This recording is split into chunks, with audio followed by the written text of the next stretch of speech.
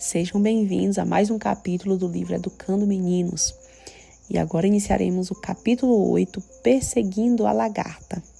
Diz assim: o grande naturalista francês Jean-Henri Fabre conduziu, certa vez, uma experiência fascinante com lagartas processionárias, que recebem esse nome por andarem em fila. Ele as alinhou ao redor da beirada interna de um vaso e depois as monitorou cuidadosamente enquanto marchavam em círculo. No fim do terceiro dia, colocou no centro do vaso algumas agulhas de pinheiro, que são o alimento favorito das lagartas. Elas continuaram caminhando mais 4 dias sem quebrar a fileira. Finalmente, uma de cada vez, elas viraram de costas e morreram de inanição, a poucos centímetros da fonte de seu alimento ideal. Essas criaturas peludas me fizeram lembrar de alguma forma as mães de hoje. A maioria delas se arrasta em círculos de manhã à noite, exaustas e atormentadas, imaginando como poderão fazer tudo o que precisam. Muitas trabalham em tempo integral, enquanto ao mesmo tempo cuidam da família. São motoristas dos filhos, preparam as refeições, limpam a casa e tentam desesperadamente manter seu casamento, amizades, relações familiares e compromissos espirituais. É um trabalho árduo. Lamentavelmente, esse estilo de vida sobrecarregado e de tirar o fôlego, que chamo de rotina do pânico, caracteriza a grande maioria de pessoas nos países ocidentais. Você é uma dessas mulheres atormentadas que correm em círculos intermináveis? Você já se descobriu ocupada demais para ler um bom livro ou dar um longo passeio com seu cônjuge? Ou carregar seu filho de 3 anos no colo enquanto lhe conta uma história? Tem tido tempo para estudar a palavra de Deus, ter comunhão com Ele e ouvir sua voz sussurrada? Você eliminou quase toda atividade significativa para lidar com a tirania da lista de coisas para fazer, que nunca termina? Já perguntou a si mesma por que escolheu viver assim? Talvez tenha, mas não é um problema fácil de resolver. Vivemos como se estivéssemos em trem de carga barulhentos passando pela cidade. Não controlamos a velocidade, ou pelo menos pensamos que não. Portanto, nossa única opção é descer. Descer do trem e viver mais lentamente é muito difícil. Os velhos padrões morrem de fato com dificuldade.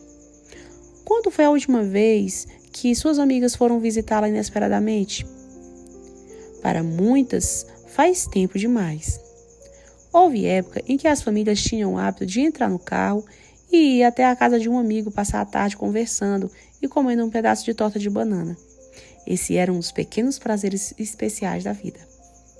Jamais esquecerei as vezes em que, quando menino, eu ouvi uma batida na porta e corria para ver quem era. A tela se abria alguns centímetros e uma voz familiar se fazia ouvir. Tem alguém em casa? Mamãe corria para pôr água no fogo para o café. E pelo resto da tarde ficávamos sentados conversando com os amigos, sobre nada e sobre tudo. Finalmente, chegava a hora de eles partirem. E nós abraçávamos, convidando-os para voltar sempre. Esse tipo de camaradagem espontânea é difícil de conseguir no mundo apressado de hoje. As pressões e ocupações da vida praticamente destruíram o senso de comunidade que era antes comum entre as famílias e amigos. É raro, se é que o fazemos, visitar amigos sem aviso. E mesmo que fizéssemos isso, eles teriam provavelmente de cancelar uma série de compromissos a fim de estar conosco. Portanto, passamos os dias navegando pela vida, olhando para o relógio e imaginando por que quase não temos amizades íntimas. Shirley e eu tivemos recentemente a bênção de morar ao lado de uma senhora de 80 anos chamada Jenny, que passamos a amar. Ela via nossas entradas e saídas e conhecia nossas muitas pressões. Jenny dizia repetidamente a Shirley: querida, não se esqueça de tomar tempo para os amigos e a família. Você sabe, é importante não ficar ocupada demais para as pessoas. Ela se sentia sozinha e estava falando de suas próprias necessidades. Nós a visitávamos e ocasionalmente jantávamos com ela. Certa tarde, Shirley tomou chá com ela e tiveram uma conversa agradabilíssima. Mas era difícil dar a ela o que precisávamos. Nós estávamos viajando na via expressa de uma estrada e Jenny serpenteando por uma estrada rural naquele estágio da sua vida. Jenny já se foi agora, mas suas palavras ecoam em nossa mente. Será que as nossas atividades diárias eram realmente mais importantes naqueles anos do que tirar tempo para amar uma mulher especial ou estender-se aos muitos outros cujos caminhos cruzamos?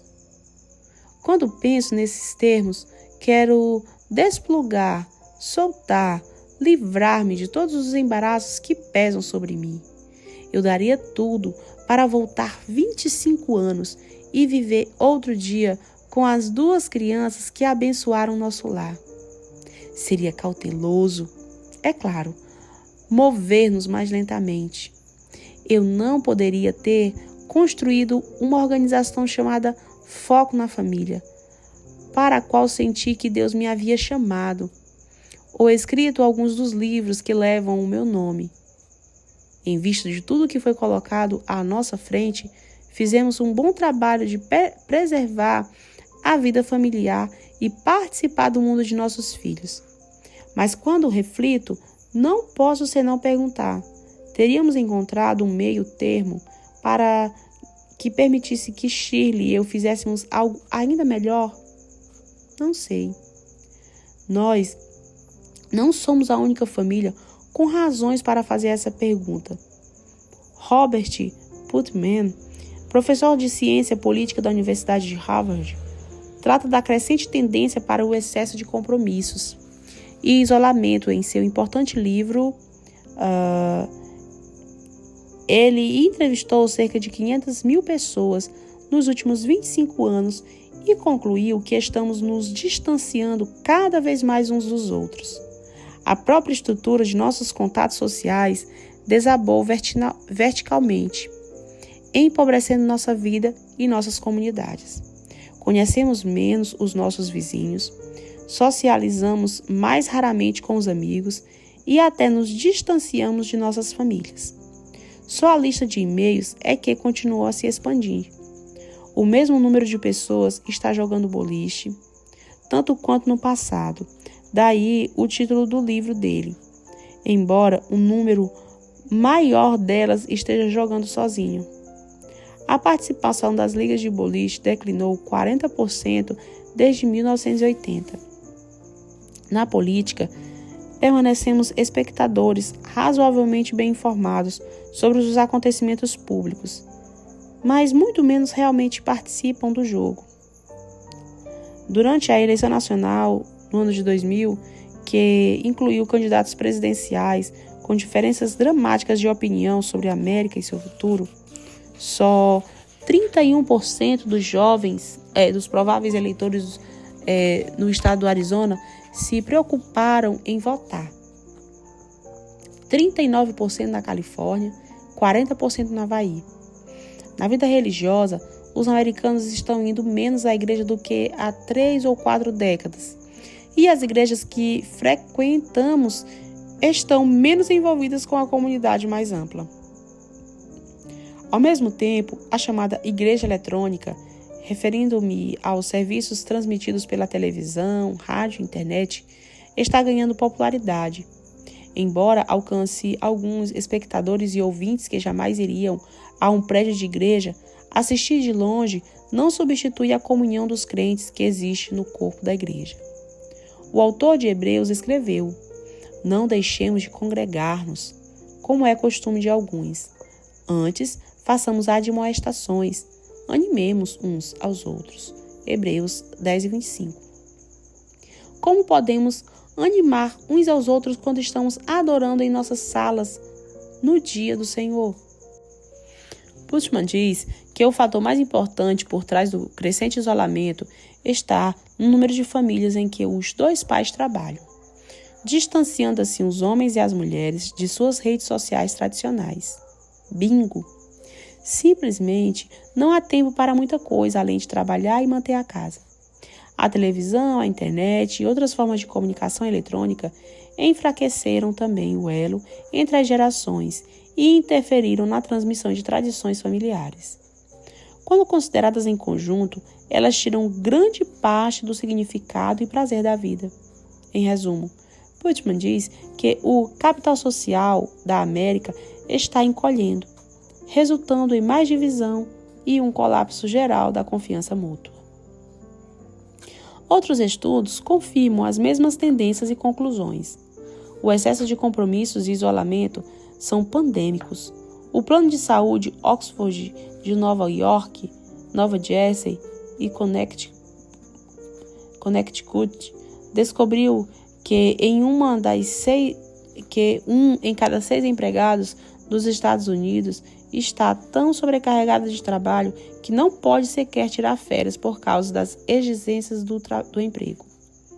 Os americanos, disseram os peritos em sondagem da opinião pública, já são o povo mais necessitado de férias do mundo industrializado, com uma média de 13 dias de férias por ano, comparados com 25 ou mais no Japão, Canadá, na Grã-Bretanha, Alemanha e Itália. O estudo revelou que 32% dos pesquisados declararam que trabalham e almoçam ao mesmo tempo, e outros 32% disseram que não saem mais do prédio depois que entram. Cerca de 34% dos pesquisados disseram que seu emprego é tão exigente que não tem intervalos ou folgas enquanto trabalham. Outros 19% afirmaram que seu trabalho os faz sentir-se mais velhos do que realmente são. 17% disseram que o trabalho os faz perder o sono à noite. Dentre os entrevistados, 17% contaram que é difícil tirar licença ou deixar o trabalho, mesmo numa emergência, e 8% acreditam que se ficassem gravemente enfermos, seriam despedidos ou rebaixados. Estamos nos matando de trabalhar. Considero essas descobertas de Putman importantíssimas do meu ponto de vista. O estilo de vida estressante que caracteriza a maioria dos ocidentais leva não só ao isolamento das pessoas entre si, na comunidade mais ampla, como é também a principal razão para a dissolução da família. Os maridos e esposas não têm tempo um para o outro e muito mal conhecem seus filhos. Eles não se reúnem com parentes, amigos ou vizinhos, em vista de serem tiranizados por uma lista infindável de coisas para fazer. Durante minhas pesquisas para escrever este livro, que levou mais tempo do que tudo que já escrevi, defrontei-me repentinamente com o mesmo triste fenômeno. Os pais estão simplesmente muito ansiosos e exaustos para protegerem e cuidarem dos filhos. O pesquisador George Barnum também observou a evidência dessa tendência. Ele escreveu: está se tornando menos comum hoje que um adolescente tenha tempo para uma interação definida com os membros da família. A maior parte do tempo que passam com a família é o que se poderia chamar de família e tempo. Família e TV, família e jantar, família e ligação de casa, etc. A vida de cada membro da família é, no geral, tão sobrecarregada que a oportunidade de passar tempo juntos, fazendo atividades específicas, falando sobre a vida, visitando lugares especiais, jogando e compartilhando explorações espirituais, tem de ser programada com antecedência. Poucos fazem isso. Percebo que as crianças e jovens hoje estão famintos da vida familiar como costumava ser, mas quase nunca é. Meus sogros, Joy e Alma Kubicki, têm 89 e 90 anos de idade. Todavia, minha filha e suas amigas gostam de visitá-los. Por quê? porque tudo ali é divertido. Eles têm tempo para jogar jogos de mesa, rir, comer e conversar sobre o que interessa aos jovens. Ninguém tem pressa. Quando são chamados ao telefone, estão sempre dispostos a conversar. Uma de suas visitas frequentes é um homem solteiro chamado Charlie, que ama os Kubutskis. Também teve de mudar. Ele dirigiu 96 quilômetros com uma roseira que plantou no quintal deles. Só queria ter certeza de que Joy e Alma não se esqueceriam do amigo ausente. Esse homem e mulher idosos, a quem eu também amo, dão algo aos mais jovens que não é encontrado absolutamente em outro lugar. Que tristeza! Falei numa conferência na Casa Branca há alguns anos, em que o outro orador era o Dr. Armand Nicolai, um psiquiatra da Universidade de Harvard. Seu tema naquele dia, como o meu, era a condição da família americana. O Dr. Nicolai explicou como uma existência que nos afasta completamente uns dos outros produz o mesmo efeito que o divórcio. Os pais nos Estados Unidos passam menos tempo com seus filhos do que em quase todos os outros países do mundo. Resultado: ninguém está em casa para suprir as necessidades dos pré-escolares, solitários ou das crianças que têm a chave de casa. O Dr. Nicolai salientou a ligação inegável entre a interrupção dos relacionamentos entre pais e filhos e o aumento dos problemas psiquiátricos que estamos vendo agora. Se a tendência continuar, disse ele, problemas de saúde graves serão inevitáveis na nação. Nos hospitais dos Estados Unidos, 95% dos leitos serão ocupados por pacientes psiquiátricos se a incidência de divórcio, abuso, molestamento e negligência de crianças continuar aumentando. O excesso de ocupação e o isolamento da família não são problemas novos. É claro, as mães e os pais vêm lutando para controlar as pressões da vida desde a Segunda Guerra Mundial. Mas a abordagem deles mudou. A maioria das mães, com 50 anos e no início da década dos 60, deu prioridade à família, sem importar com os custos. Essa é a razão de tantas delas terem ficado em casa em tempo integral para cuidar dos filhos. Elas também serviam como gerentes da casa, mantendo tudo em ordem e limpo. Com o advento da revolução sexual, porém, as mães com perspectivas mais liberais começaram a considerar as suas opções. Um artigo publicado no exemplar de maio de 1981 da revista Vogue apresentou algumas das ideias revolucionárias que estavam sendo aceitas na época. O título era A Nova Sanidade, Libertação das Mães, escrito por Deborah Mason. Segundo Mason, as mães da década de 1980 não sentiam mais necessidade de viver de acordo com as expectativas irreais da maternidade e seriam a primeira geração a pôr de lado a ideia de supermãe, da santa tirana que é tudo para seu filho e cujo filho é tudo para ela. No artigo, Mason entrevistou a doutora Phyllis Klessler, uma psicóloga que encorajou as mães a procurarem e protegerem a sua individualidade, separando-se mais dos filhos. Clerson acreditava que a ideia da mãe sempre presente era uma insanidade relativamente moderna e insistia com as mães para compartilhar suas responsabilidades com outros, inclusive avós, tias, irmãs e vizinhas. Meu filho, Ariel, sempre teve 4 ou 5 adultos que eram importantes para ele, disse ela. Durante um período de 2 anos, minha assistente foi como uma segunda mãe para ele. De acordo com a filosofia da época, o artigo insistia para que as mães fossem mais abertas com os filhos, tanto emocional como sexualmente. Persistia a ideia de que você deve desistir de alguma forma do sexo para ser mãe. Não deve praticá-lo na frente dos filhos. Não deve praticá-lo em vez de estar com os filhos, escreveu ela.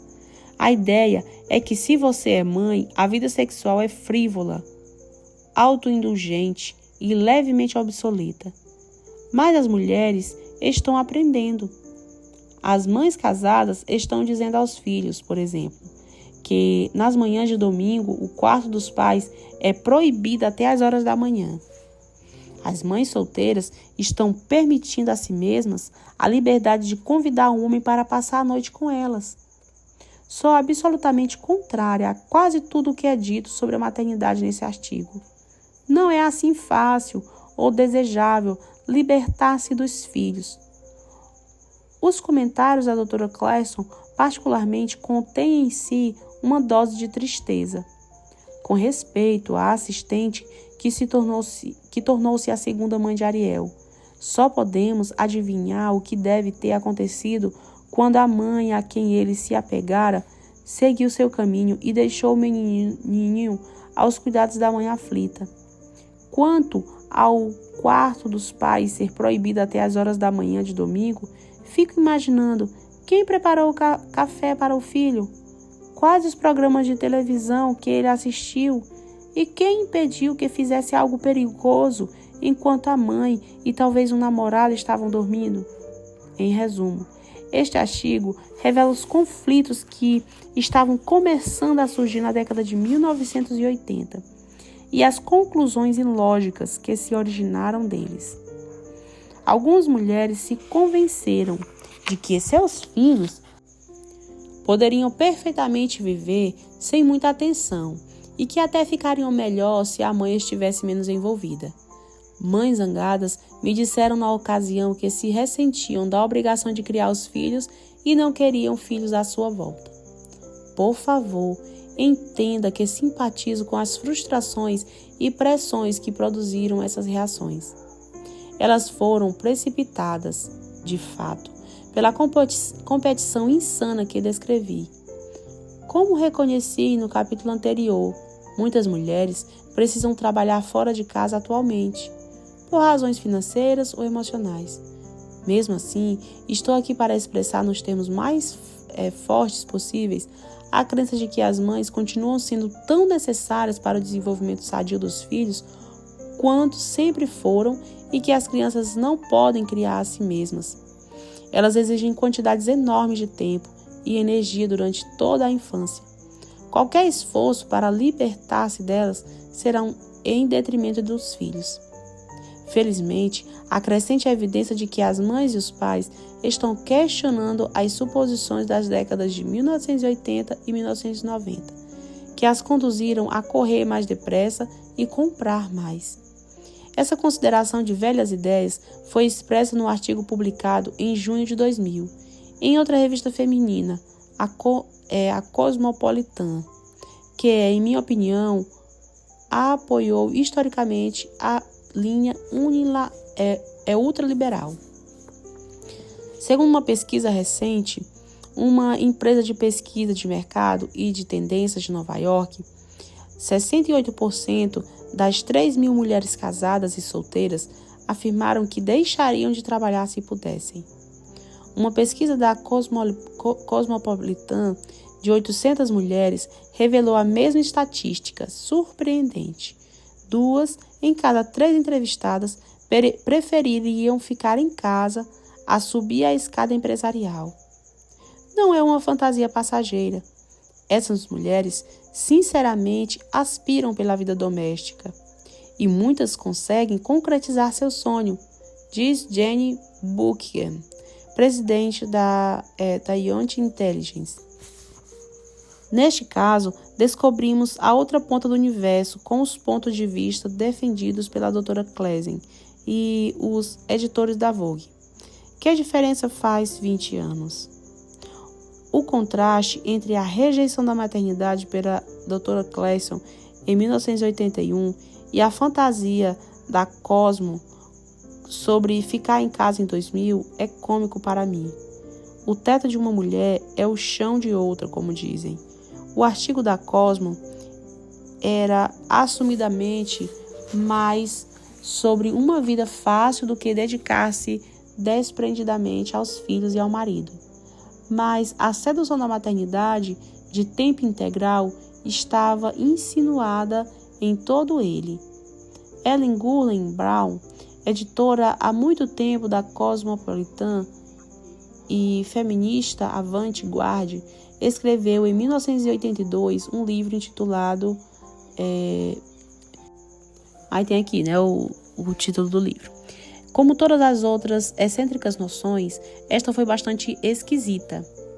Ela afirmava que as mulheres podem fazer tudo ao mesmo tempo, sem precisar fazer escolhas difíceis. Como é interessante notar que as sucessoras de Brown no novo milênio estão pensando, talvez tenhamos mordido mais do que queremos mastigar. Houve outras indicações em meados da década de 1990 de que estava ocorrendo uma volta gradual do pêndulo na direção da família tradicional.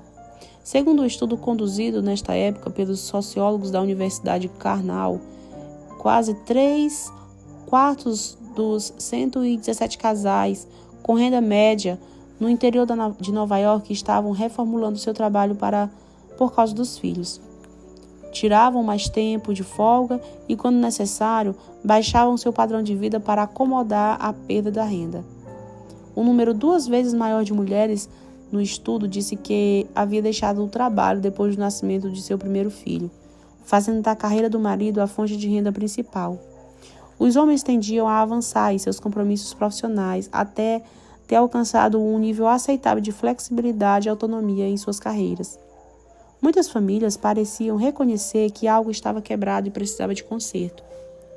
As mulheres relataram estar cansadas do estilo de vida atormentado, exaustivo e caótico que caracterizava a família com 2 ordenados. Algumas delas perceberam que sobrava pouco dinheiro depois dos impostos, mensalidades das creches e despesas afins. Um artigo de Barnes calculava que 80% do salário da mulher é gasto com esses custos relacionados ao trabalho e concluiu: depois de ter pago tudo, desde lingerie até transporte, algumas vezes na forma de um segundo carro,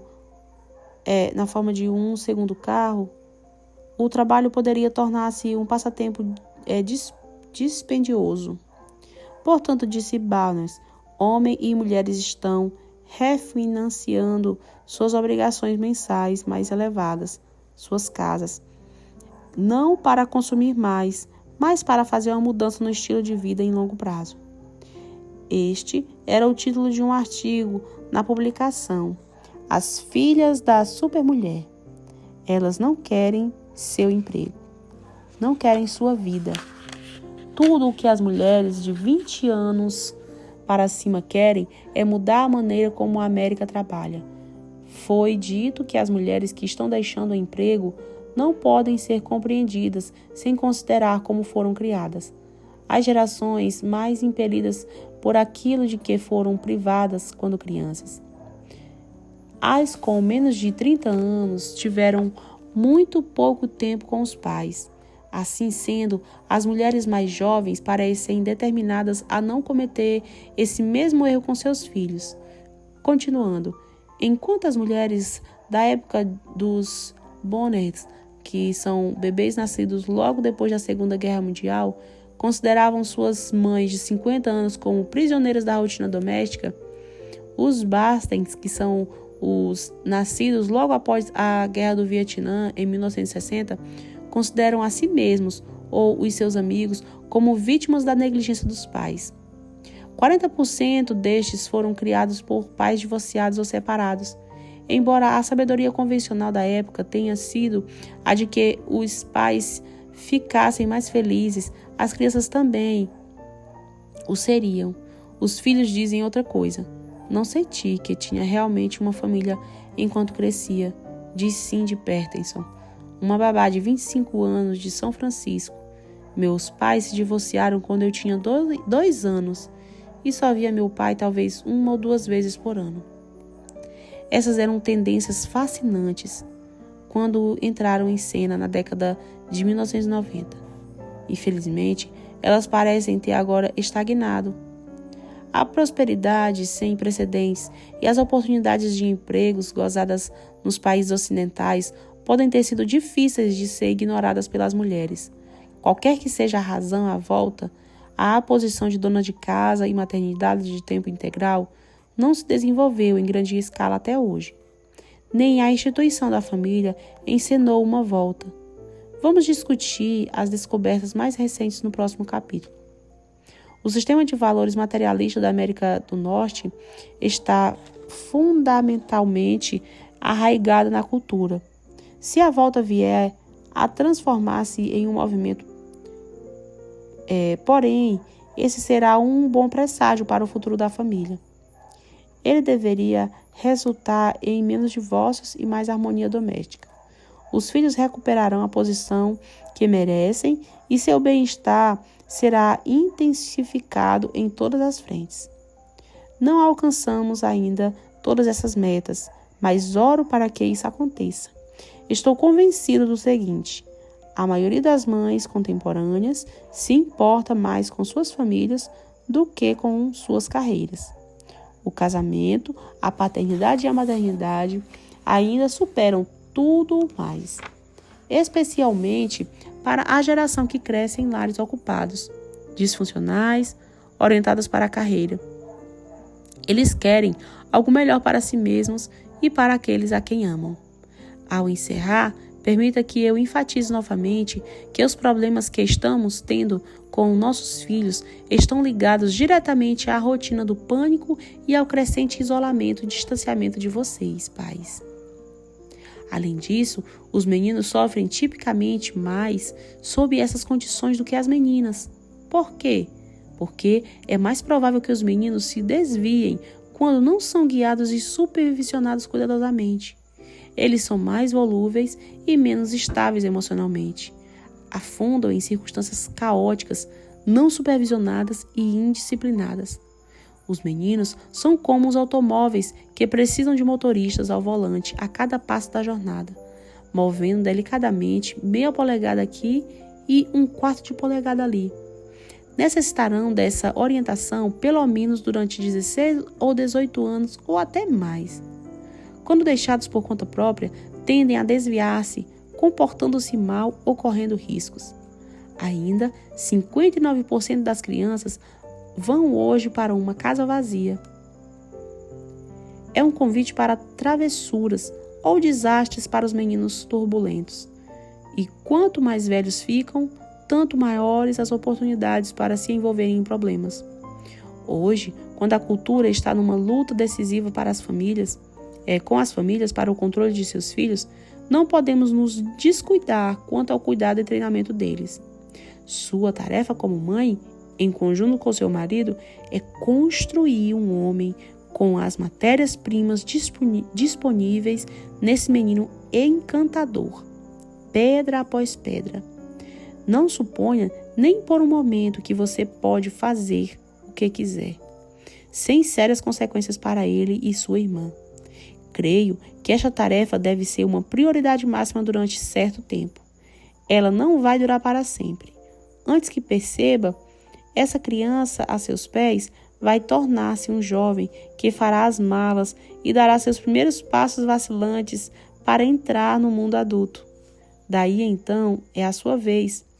Segundo as expectativas, você deverá ter décadas de saúde e vigor para investir no que Deus a chamou para fazer. Por enquanto, porém, há um chamado maior. Sinto-me obrigada a dizer-lhe isto, quer minhas palavras sejam ou não populares. Criar os filhos que nos foram emprestados por breve momento supera qualquer outra responsabilidade.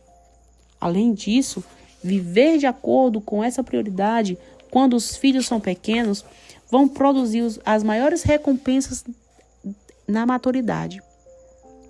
Espero que saiba que não estou tentando dizer-lhe como dirigir sua vida. Você e seu esposo podem discernir o que é melhor para a sua família. Ninguém pode dizer-lhe que estrada seguir. Algumas mulheres são emocionalmente ajustadas para fazer carreira e não desejariam ser mães que ficam em casa, mesmo que tenham os recursos para isso. Elas se ressentem de críticas à sua opção de fazer carreira e não as culpam. É uma decisão pessoal e ninguém deve interferir. Penso, entretanto, que deve haver um meio de evitar viver em perpétuo caos. É difícil para os adultos, mas destrói as crianças. Da minha perspectiva, praticamente qualquer coisa é melhor do que perseguir a primeira lagarta da fila interminavelmente ao redor do vaso de flores. E assim nós encerramos o capítulo. Segue